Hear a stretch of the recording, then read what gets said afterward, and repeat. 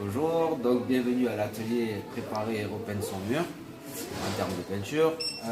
Donc, dans le cas présent, si vous devez recouvrir une peinture très vive, comme ce bleu marine, il y a deux manières de procéder. Donc, soit on lessive à la soude et on égrène en ponçant, c'est assez laborieux, j'avoue, ou soit on gagne du temps en passant une sous-couche, et dès lors, derrière, on peut repeindre directement. C'est beaucoup plus rapide. Il y a juste les temps de sèche entre les couches à respecter, mais c'est beaucoup moins laborieux finalement. Ceci étant, chacun choisit sa méthode.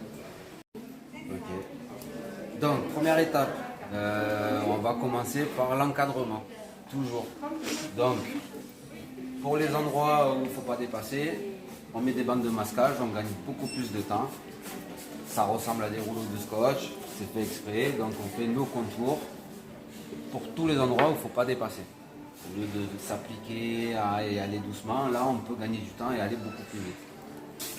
Deuxième étape, donc là pour attaquer ce mur très coloré, moi j'ai choisi l'option de passer une sous-couche universelle. Comme ça je gagne du temps, je suis sûr du résultat, qui ne risque pas de cloquer, d'avoir un décollement ou d'autres des taches qui ressortiraient. Parce qu'avec des couleurs comme ça, ou l'état du mur avec des taches noires, si on attaque directement à la peinture, peut-être qu'il faudra une troisième ou une quatrième couche, et puis le rendu final, c'est pas terrible. Du coup, on part avec les contours, avec un pinceau, donc on va choisir le pinceau. Alors, on a un grand choix de pinceaux, il y a deux possibilités. La plupart du temps, on préconise en général les roches-empire. Les roches-empire un petit peu taillés en pointe. Les roches-empire sont pratiques quand par exemple, il faut être très précis. Pour moi, ce sont des pinceaux de précision. Mais comme je travaille avec les bandes de masquage, j'en ai pas besoin. En tout cas, moi je préfère travailler avec des plats. Puisque c'est protégé là où je ne dois pas dépasser.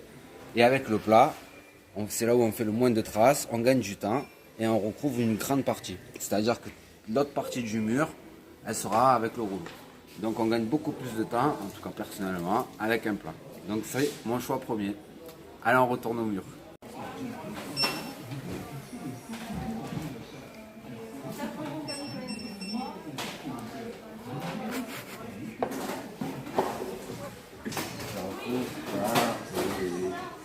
Alors, du coup, j'attaque au pinceau. Je vais faire tous mes contours. Ça va. Du coup, là, je l'ai déjà fait pour gagner de l'avance. Du coup, ça sera la partie où on pourra peindre. Donc là, on part sur ce principe, sur ce côté-ci. Donc là, dans l'idée, on va faire tous les contours au pinceau. On fait comme s'il ne fallait pas dépasser.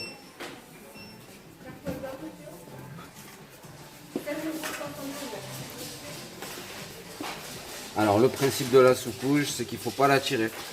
C'est une colle. Elle est faite pour bloquer le fond. Elle va pénétrer le support. Donc il faut mettre une couche assez conséquente. On n'est pas là pour économiser, au contraire. Donc on n'hésite pas à en mettre. Ça va très vite être absorbé par le support. Alors, que ce soit quand même harmonieux, d'où l'intérêt de passer avec un plat. C'est ce qui fait le moins de traces. Donc là j'en vois quand même. Je fais un peu le bourrin.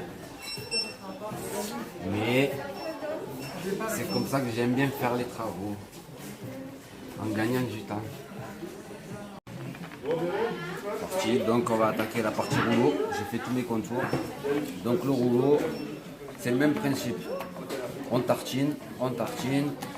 La sous-couche, il faut la charger. Il faut la charger un maximum. Et surtout pas la tirer sur le mur. Allez.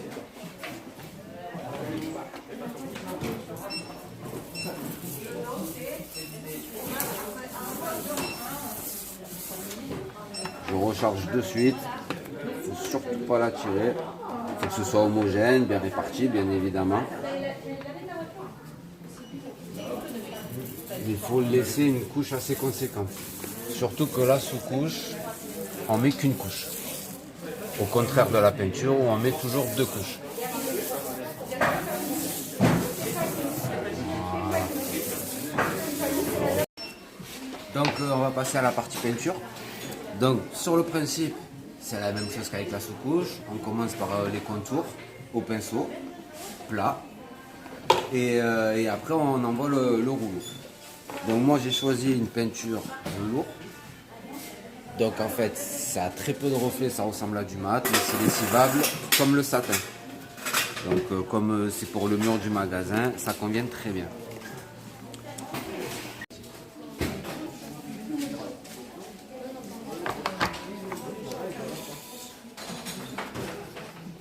Ok. Voilà.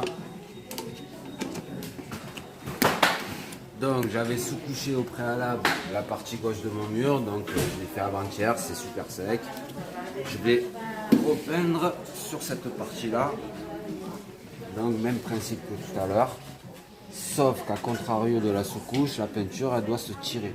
Il faut passer deux couches très fines. Donc là, je mets ma couche de peinture. Je pars bien du coin. Et je tire un maximum.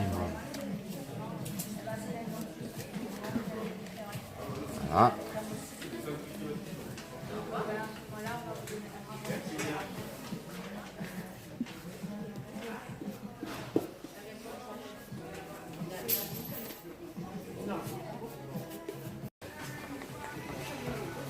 Donc on charge le rouleau. Une fois qu'on a fait tous nos contours, il reste la partie centrale. Donc là, on charge mais pas trop. La peinture, ce sont des couches fines que l'on doit appliquer. Avec un maximum d'amplitude pour limiter les traces. Pose les couches. Hop.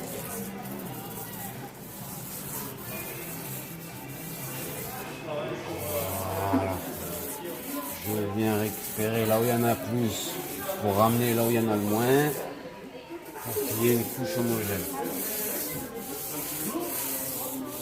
Et je tends un maximum. Voilà.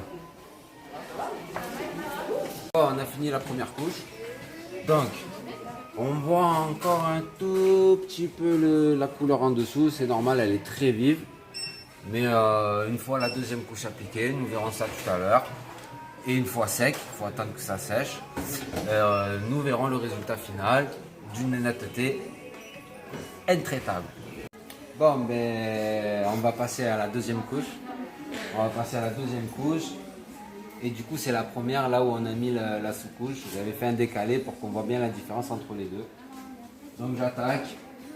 J'ai fait mes contours pour passer ma deuxième couche sur les contours. Et là, je finis au rouleau. Un maximum d'amplitude pour bien tirer la peinture.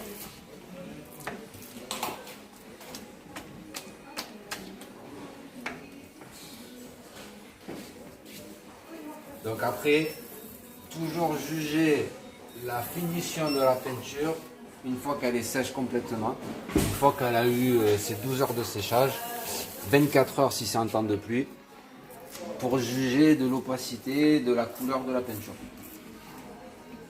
Parce qu'en séchant, elle continue à foncer et les pigments ils continuent à développer. Alors, donc je disais qu'il faut juger la couleur, la qualité de finition de la peinture une fois sèche, parce que les pigments continuent à développer la couleur. Du coup, il faut juger de la couvrance une fois sec. Mais là, on voit déjà que le bleu fait partie du passé. On verra. On verra quand ça sera sec, on viendra faire un point. Là voilà, je vais finir mon petit atelier tranquille et on vous fera un check-up quand ça sera fini. Bon mais voilà, je vais finir mon atelier tranquille. On fera un check-up à la fin pour que vous puissiez juger du rendu final. Je vous dis à très bientôt et pour un prochain atelier. Donc ça y est, nous avons fini. J'ai fait exprès de laisser ce côté-ci où il n'y a qu'une sous-couche plus une couche de peinture. Et là où j'ai mis une sous-couche plus deux couches de peinture. Donc on est sur un aspect final. On ne voit plus du tout le bleu marine. Donc voilà, j'espère que cet atelier vous a plu. N'oubliez pas de vous inscrire aux prochains ateliers. Nous vous attendons nombreux.